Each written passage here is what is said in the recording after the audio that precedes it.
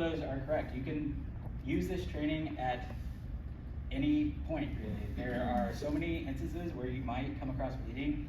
Hellbender just showed me a video of someone, they fell through their shower door and needed a tourniquet.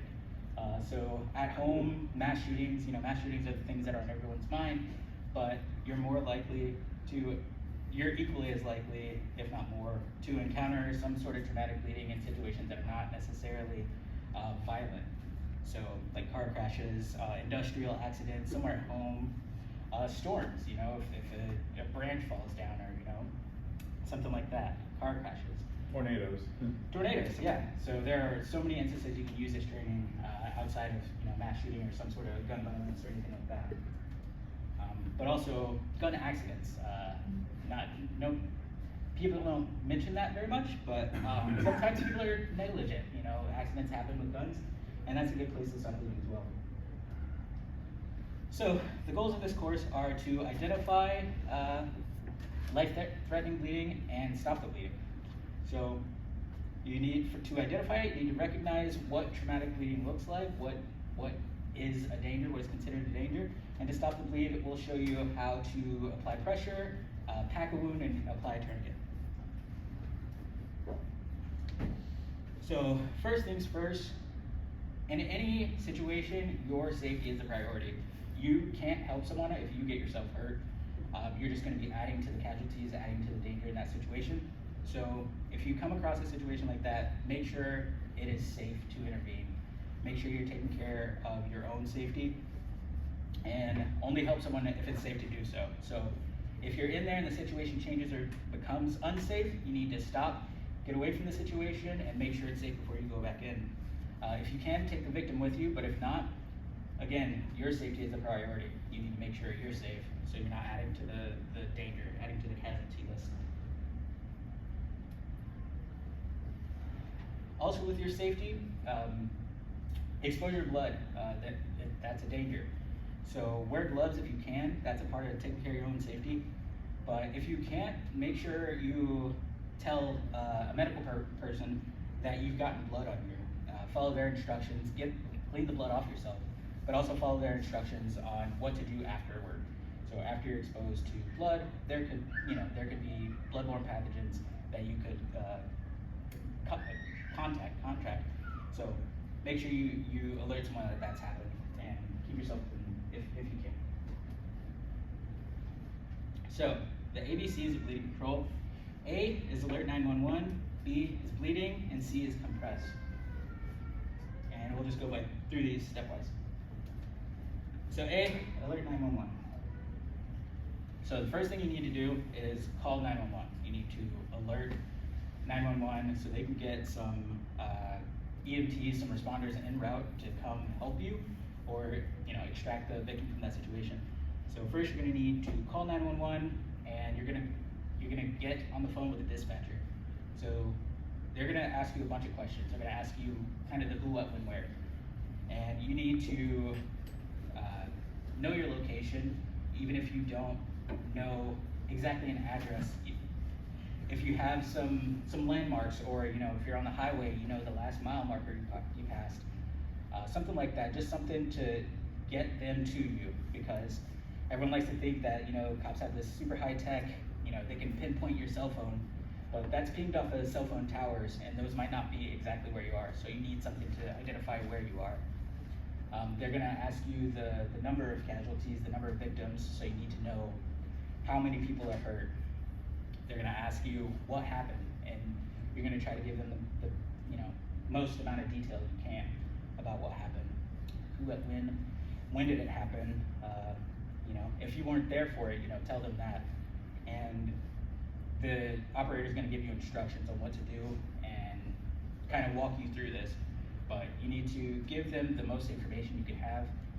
And I know Hellbender has kind of I'm a little blurb about 911. So when you call 911 for any violent crime, basically, they're going to send the cops no matter what. And the cops are going to be the first ones there. And, they're going to be cops. So you don't have to interact with them. If you're just like, I don't know what happened, I just showed up, that's fine. Just, minimal information to the cops. give all the information to the EMTs that you can, but unfortunately you will have to interact with cops because they're gonna show up first. EMS can't show up on a violent crime or an unseen or unsafe scene until the police clear it, because if the EMTs are hurt, then who's gonna help you, right?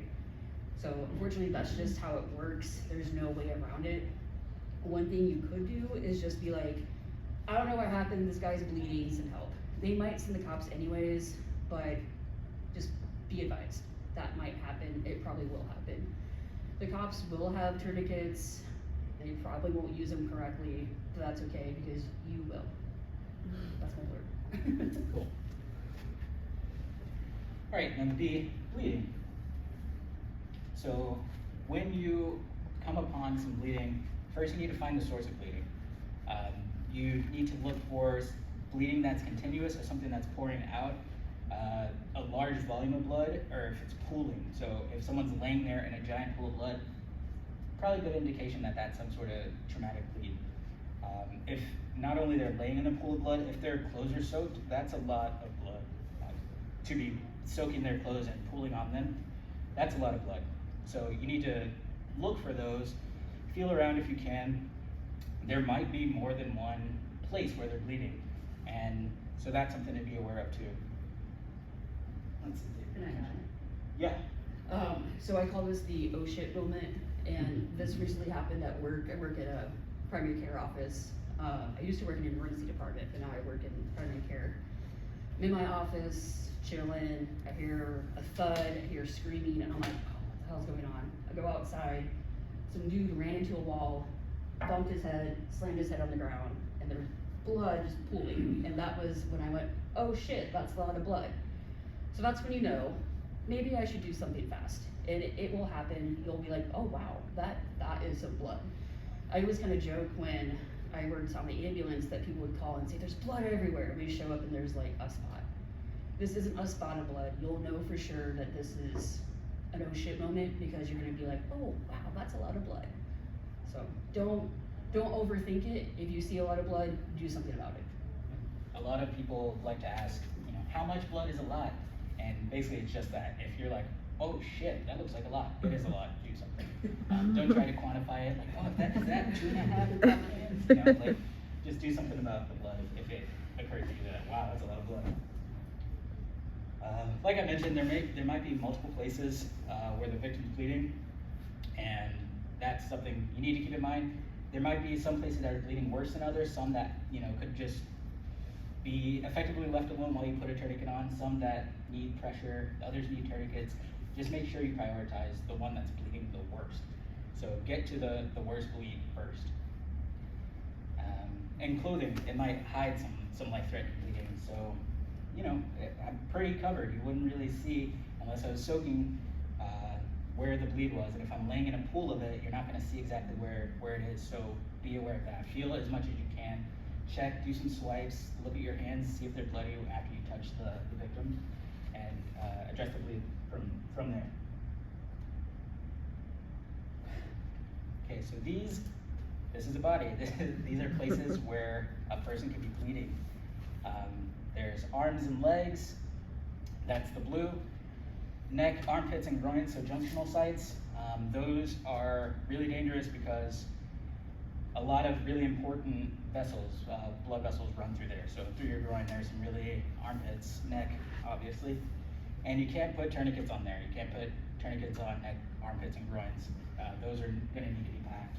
Arms and legs, you can throw tourniquets on. Body, call 911. Really try to get somebody there. You can't put a tourniquet on someone's body, can't really pack it. Your chest, you've got lungs in there, you pack that, you're gonna be interfering with their bleeding, that'll kill them. Your abdomen, not really gonna pack that, you're gonna be introducing a lot of filth, there's intestines in there, it's just not a good idea. So yeah, that one's just, and that you're gonna be dealing with more internal bleeding, and that's not what this course is for. This course is kind of for external bleeding, stuff that you can walk up on and see. So yeah. When it comes to like the box, as we call it, which is like the torso, you can apply pressure to help try to, but just know you're not gonna save everybody, and if you did what you could, then that's good enough. Okay, and now we're on to C, compress. The first part is pressure. So, first part of compress is pressure, applying direct pressure to the wound. You're gonna focus on the location of bleeding. That's why I said it was really important to find where the bleed is. And then, you're gonna use just enough clothing or gauze, something to put on top of that wound so you can apply pressure to it. And if the pressure stops the bleeding, then you're good. You don't need to do anything else. Keep the pressure on. Don't peek. Don't look. Don't take the pressure off. That's the thing that's stopping them from bleeding out. Keep it there until help arrives, because you've already called 911, so they should be on the way. Yeah. So I think there might be a. Yeah. Let's see. How you play? Yeah, yeah. Hey. There's no sound. Yeah. There's no sound. This is just she's walking through how to apply pressure. So she's found the wound, putting that directly on top, and applying a lot of pressure with that shirt.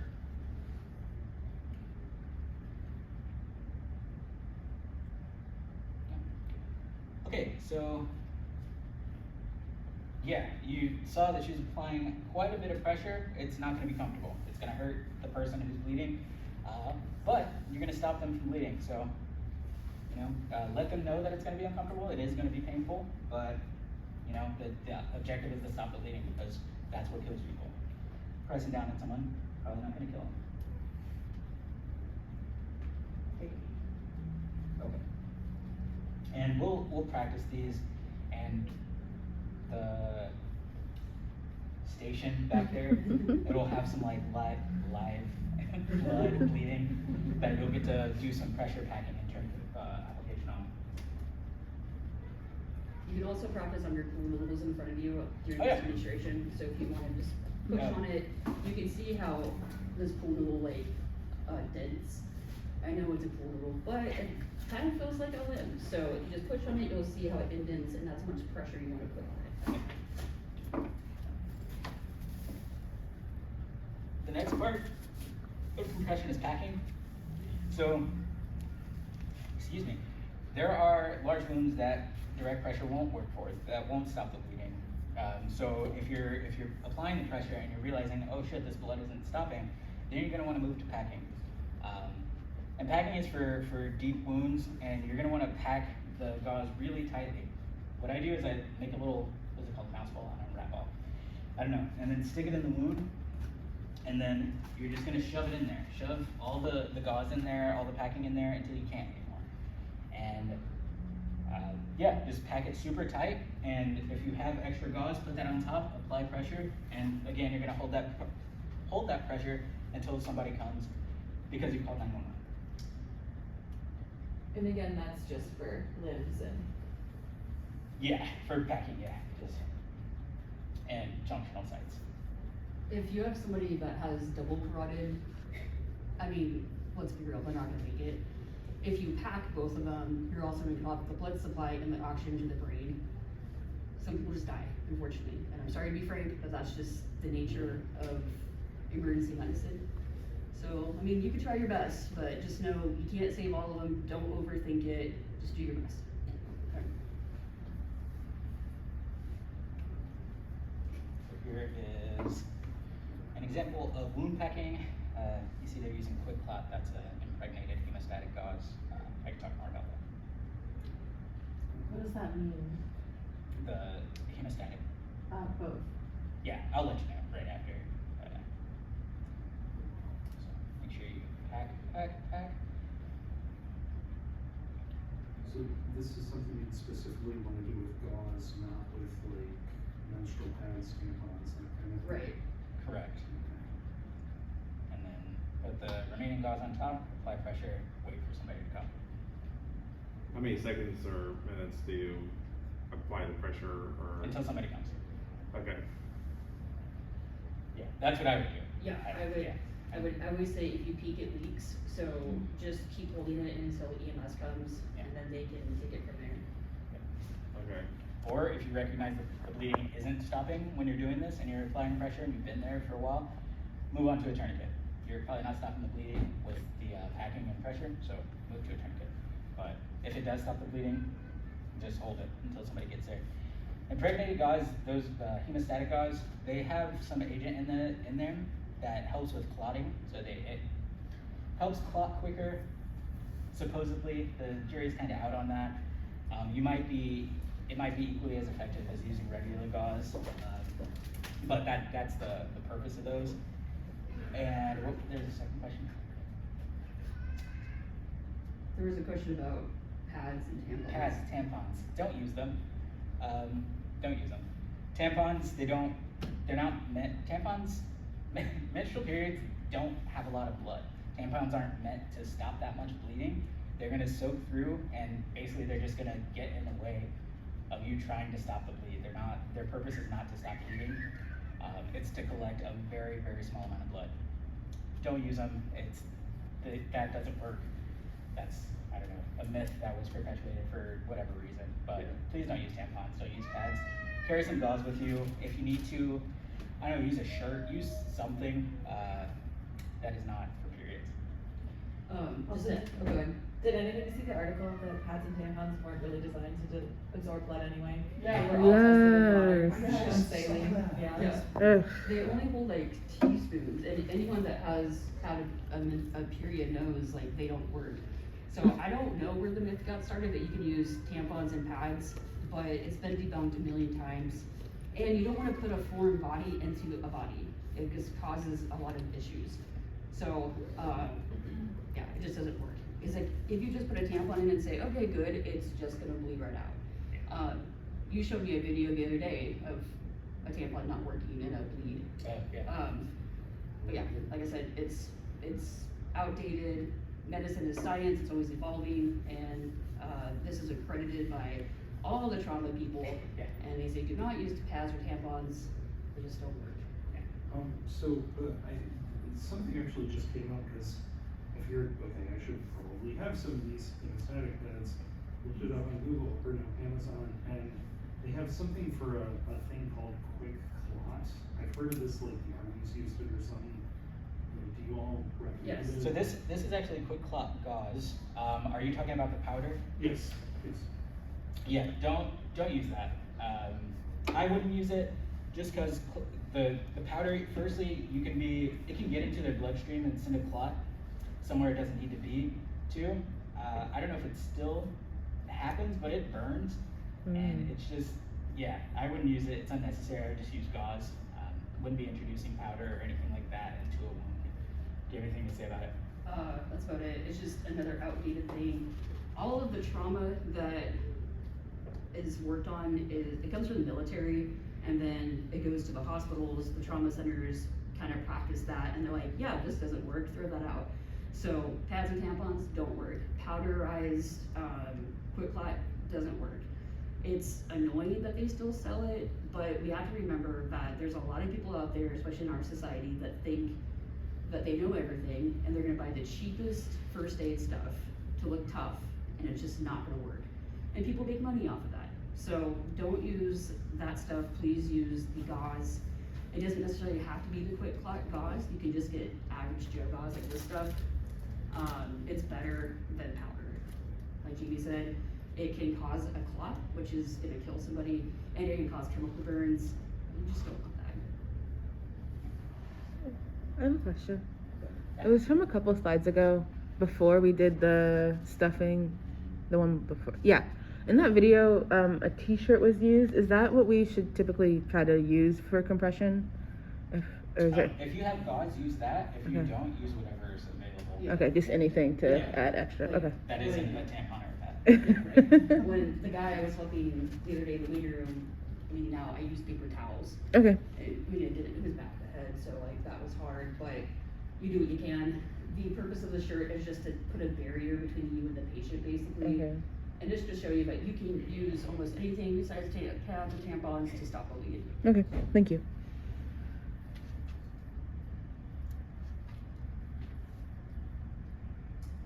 Okay. And then that's the same slide about packing. Or you can pack.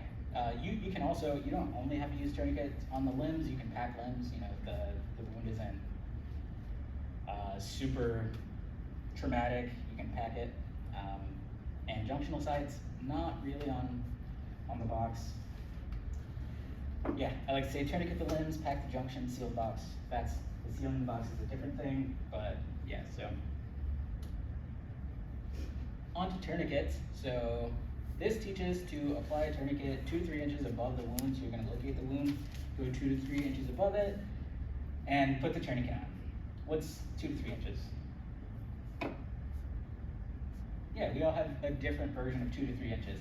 So what I do, and I would suggest, is put it high and tight, as high as you can above the wound site. So if you have a wound here that needs a tourniquet, I would apply it as high as you can between the heart and the thing. So it's gonna be pretty high on the arm. Also, there are 2 bones here. There are 2 bones in your shins. You're gonna be trying to compress an artery or a vein, you know, some sort of bleeding between those, and it's gonna be like a, I don't know, you're gonna have to compress the bones to get to the bleed. Whereas here, and in your thighs, you have 1 bone. So you can, I'm Frank. You're gonna be pressing it against this, so that's easier to do than trying to like get this to close and compress the bleed. So that's why I say to apply it high and tight. That's what I've been taught to. Yeah, so I would apply it high and tight, especially because you don't want to be wasting time being like, okay, is this 3 inches? Am I 3 inches above? Is this 2? Am I too far? Just apply it as high as you can. Wrench it down tight to try to stop the bleed. Don't place it over an elbow or a knee. That means directly on top. Don't put it on a site that can bend. That's not effective. Yeah, there's not really much to say about that. Don't put it over your elbow or knee. Tighten the tourniquet until the bleeding stops. So the first thing you want to do when you get a tourniquet on is not actually the windlass. It's putting the tourniquet on as tight as you can. I don't have one here.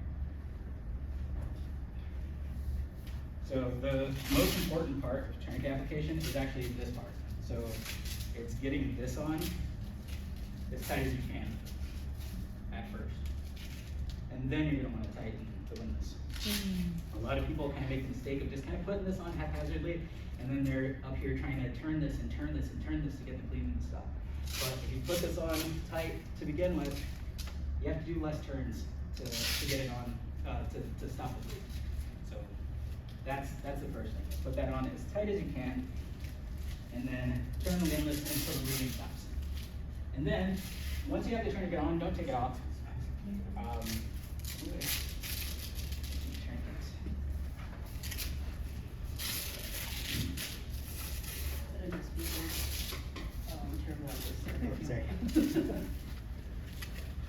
Don't remove the tourniquet. Don't take it off. Don't loosen it to be like, oh, is it still bleeding? Just assume it is. Leave it on. And if the bleeding hasn't stopped, you can apply a second tourniquet. If you apply that high and tight, apply another one right under it if the bleeding hasn't stopped to try to get that bleed to stop, but don't take it off. Let's see.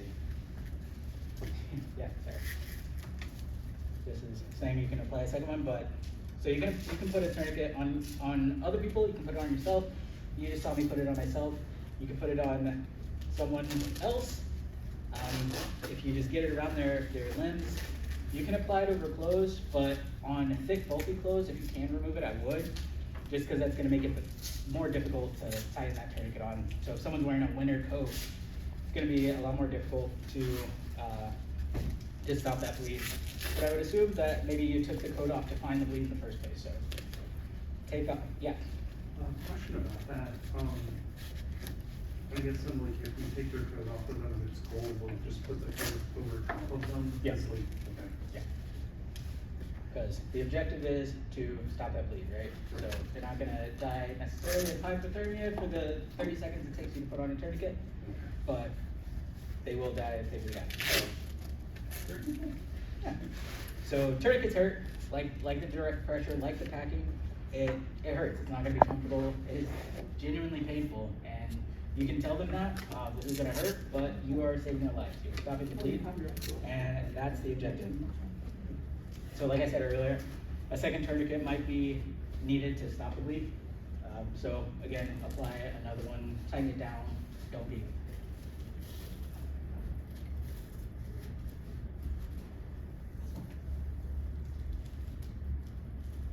this is a tourniquet application. I would have the tourniquet pre-staged. This is wasting a lot of time, but I can show you that.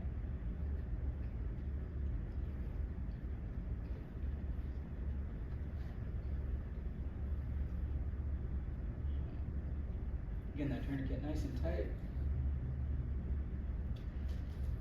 Turn in the windlass.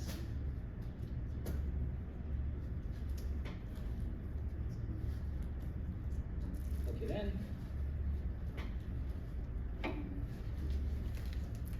And all these videos are slowed down just to show you the technique. You're going to want to do all of it faster than this. Okay, so put the little strap across and then write the time so that emergency personnel can see what time the tourniquet was put on, just so they're aware of how long it's been on. Yeah. How would you know that a second tourniquet is needed? Just if it keeps bleeding? Yeah. And then would you put it like even higher if possible, or? If you went high and tight already, you probably can't go any higher, so Okay. just put it directly under. Okay.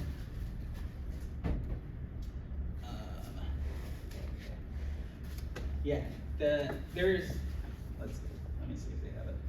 Okay. There's usually some sort of concern or thing that's said about losing your limb if a tourniquet's been on too long. It's in there, it's on the, there's a whole slide about myths. Okay, Go okay. on. Yeah. So you mentioned like having the, I think you said pre-staged. Mhm. I'm guessing that means like threaded together. Yeah. So is it always better to like have it ready and just like slide it up, or are there instances where you have to be like, you know what I mean? There are probably instances where you need to, like if there, if there is an impaled object that you can't get the tourniquet over, then you're gonna want to Okay.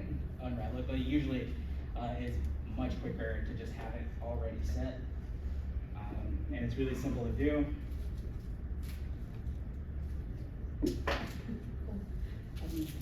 What's that? That capture gets so beat up. Yeah.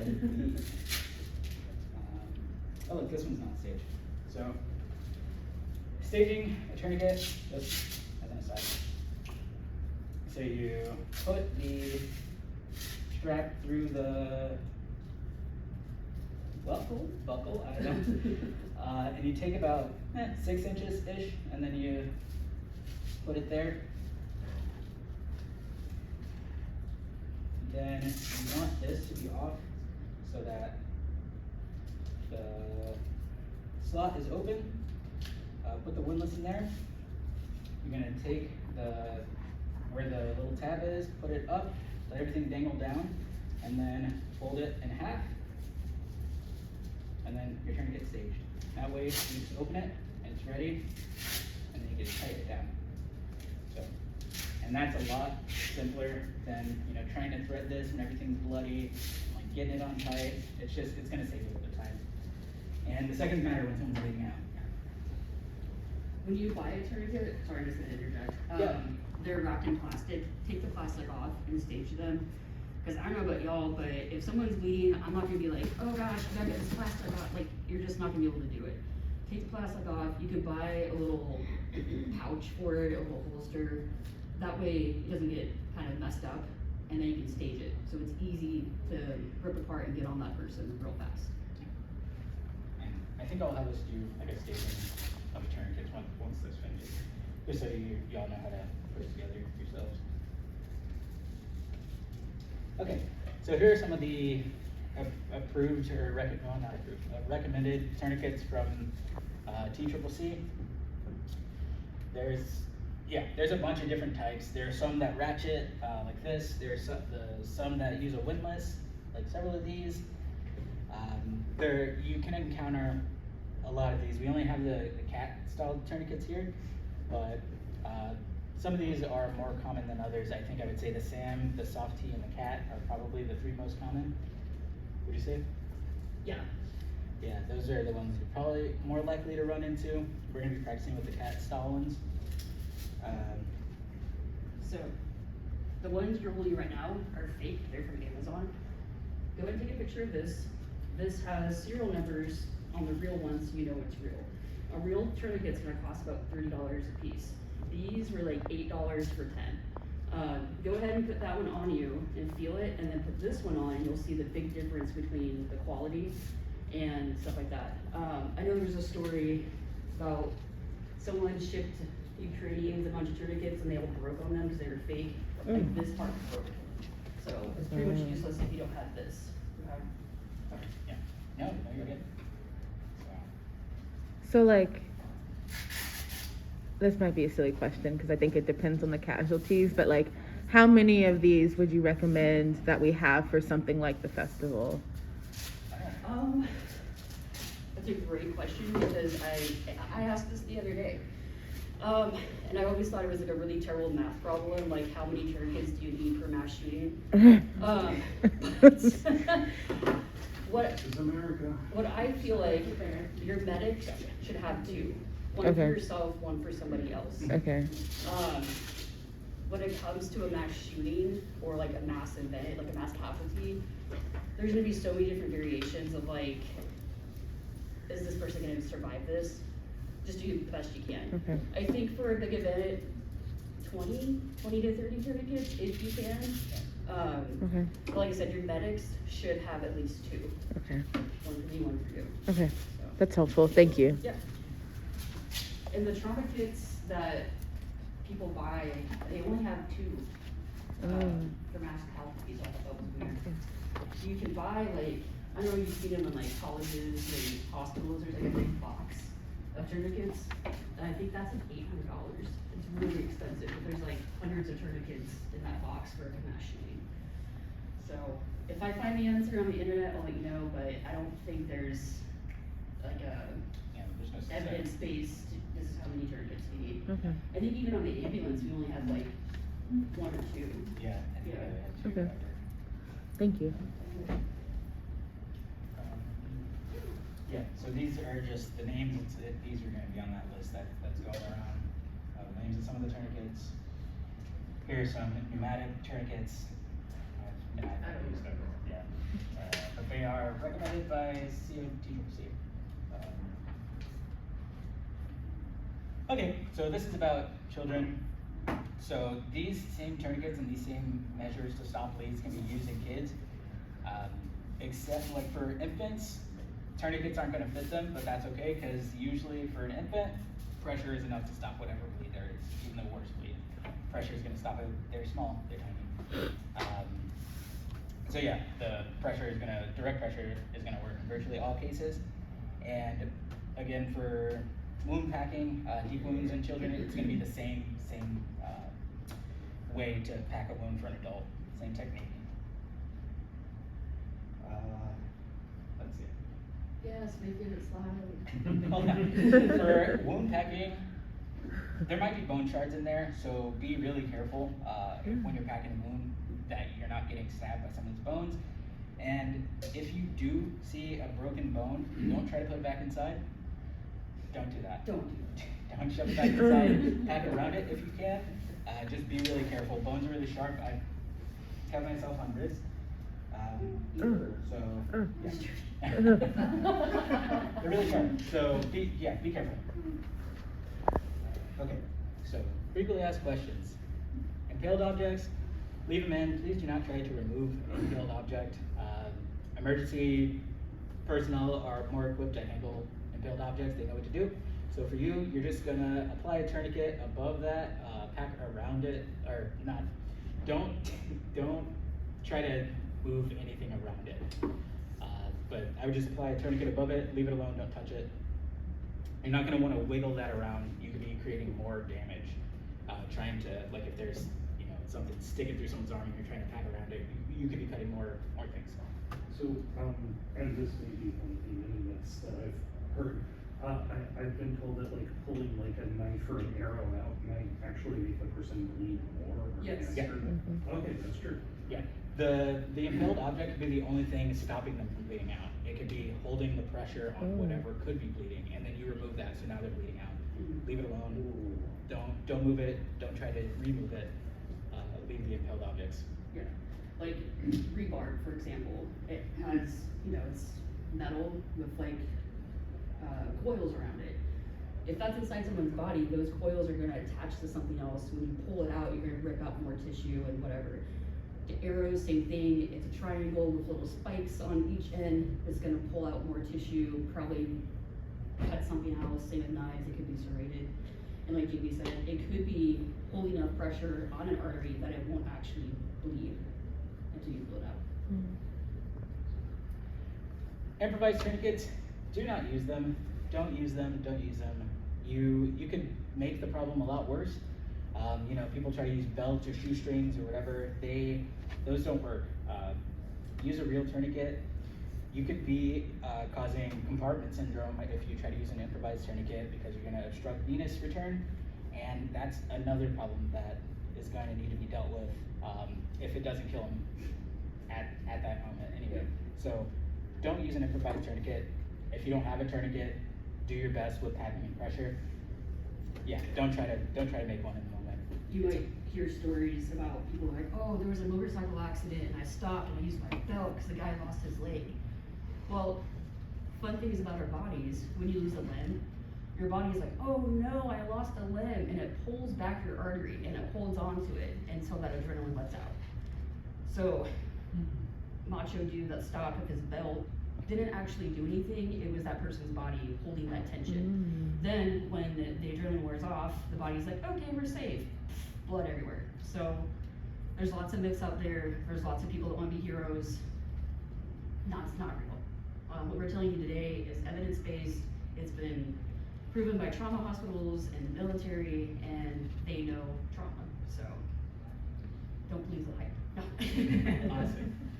In that same vein, actually, for amputations, you might come across an amputation and it's not bleeding, and you're just like, oh, I don't need to apply a tourniquet. Do it anyway, because like Hellbender said, that is an adrenaline response to your body. It's gonna run out, they will start bleeding again. So if you get that tourniquet on kind of preemptively, that's a lot better. You're gonna prevent that bleed instead of it coming later and you're not prepared for it. So if you come across an amputation, throw a tourniquet on it. This is the loss of arm or leg from having the tourniquet on too long. I think the most recent thing is that a tourniquet had been on for what, like 24 hours, Yeah. and they were able to keep the limb. It didn't result in loss of limb. So yeah, you're not gonna cause someone to lose their arm or leg from tourniquet application. And if you do, they will have lived. You stop the bleed, they didn't die. Yeah. My big thing about this is like, are you gonna be with that patient long enough to take the tourniquet off? No. And it's like, if you're there for an hour and you're like, oh, 60 minutes is up, let's take that tourniquet off, buddy. No, you're not gonna do that. The reason why it's timed, it's for the operating room to know, oh, this has been on for 6 hours, this is how much damage is caused to this limb, so they can move forward. They're gonna take the tourniquet off in the emergency department to see if it's actually an arterial bleed, and then they're gonna put it right back on, and that person's going to the OR, the operating room. So again, myths that probably popped up a long time ago when tourniquets were first introduced. You're not gonna cause someone to lose their arm and leg if you put it on correctly. Yeah, correctly. Pain, all of this is painful. It's all gonna hurt. It's shitty. That's the reality. It's gonna hurt a lot. You're sticking your fingers inside somebody with some gauze. It's gonna be friction, it's gonna be a lot of pressure. It's gonna hurt. To put the direct pressure, you're gonna put a good amount, most of your body weight on them. It is not comfortable. It's gonna hurt. Let them know that, especially if they're conscious. Let them know it's gonna hurt. Prepare them as much as you can. It's gonna hurt either way. Yeah. Any other questions? Yeah. So it kind of ties into that last one about it's just gonna hurt and suck overall. Mm-hmm. Do you have any guidance on like just staying present in the moment? Cause like the packing makes me want to throw up just thinking about it. So like, how do you like, I guess like it's a lot of adrenaline running, but anything else just to help you as a person giving care, like stay present? I have a weird one. Sure.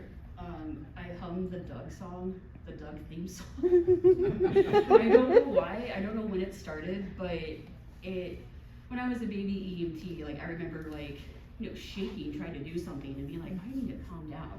So I just hummed the Doug song. Maybe it's like the right melody or something, but just kind of like remember your training, remember what we told you, and don't worry about the rest. That's kind of how I keep myself in the moment and not freak out. Also remember, this is not your emergency, it's their emergency. You are no help to them if you're freaking out and panicking too. So just kind of like, do whatever you need to do to pull yourself back in and be like, okay, I'm calm, I know exactly what to do in this situation, this is how I'm gonna help this person. Sing the dog song. No. Yeah, and you know, the objectives of this course were to recognize a life-threatening bleed and to stop the bleed. If all you can do is recognize that bleed and get somebody else to come take care of it, that's good. You know, if you can't do it yourself and you're like, hey, I have this tourniquet, can you come put this on because I can't do it, that's good. You've recognized the bleed, you've got someone to stop the bleed. That's the point of this. You don't have to do it all. You know, y'all probably aren't EMTs, you're probably not medical professionals. So if you can't do it, it's okay to kind of delegate or get someone else to do it. But just, yeah, do your best. And if you need to compartmentalize in that moment and realize, you know, if you are the only person there, you're just like, I am standing between this person and possibly bleeding to death. If that's what you need to do, if you need to just calm yourself, do that. But there's no shame in, you know, getting someone else to do it if you can. Okay. Good. Okay, Yeah. sorry, I have one more question, and I think Hellbender, you started to talk about this at the beginning, but like when it comes to like our safety team and like our spaces, calling 911, like we try to avoid at all costs, of course, and so even getting to that point is like, oh shit, it's like, you know, big oh shit moment. So I'm wondering, like, I think you started to say this at the beginning, but is there anything that you can say if you have to call 911 specifically? Because I know there are other like emergency hotlines and stuff, but if you're calling them, is there anything you can try to say that signals, please just use EMT? No, unfortunately, I wish there was. But the protocols with pretty much every station is that if there is any type of violence, they have to send the cops first to make sure it's quote unquote safe. And I know. And I wish it wasn't like that. Like a lot of times we'll have to stage around the corner for like a gunshot wound. And we're like, can we go? Can we go in? Come on, let's go. But pretty much not. They're kind of changing things here and there. Like we just took a class called TCCC, which is like a combat course that they're teaching a lot of stations to do with mass casualties, because they're learning like, oh, if we have the EMTs wait outside until it's clear, people die. But I don't know when they're gonna dispatch that crew out. So just be prepared that if this does happen, someone's gonna have to talk to the cops, and it's just the unfortunate nature of EMS and public safety. Yeah, that's helpful. I think we can think about like police liaisons and stuff like that. For sure, the liaison can totally talk to them. I don't think as like the responder you have to talk to the cops, but I can look into that and let you know. Yeah, thank you. I'm not 100% sure on that. Okay. And then if you do have to do this act, don't feel like you can't talk about it with somebody. This is a really traumatic thing that happens, and it's not normal to have to do this thing. So if you need to reach out to one of us or anybody, don't be ashamed. Don't feel like, oh, well, you know, they've seen worse things than me and blah, blah, blah. No, all trauma is valid. Please talk to somebody about it. It's terrible that these things happen, and it's terrible that we even have to teach this class, but you have the tools, and the tools also include having the mental tools to carry on.